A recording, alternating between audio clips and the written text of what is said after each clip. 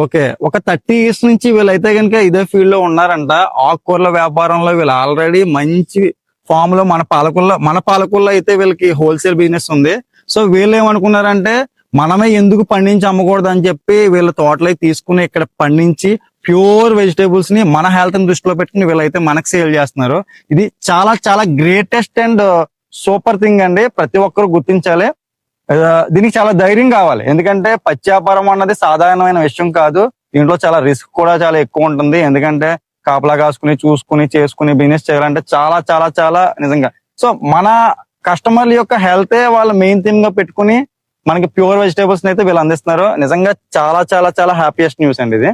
So మీరు అంటే మీరు ఓన్ గా, మీ పేరు సాయి, మీరు ఎన్నాళ్ళ నుంచి ఇందులోకి వచ్చారు? అంటే 7 years. 7 years నుంచి. మీకు ఎప్పుడైనా అనిపిస్తుంది ఇది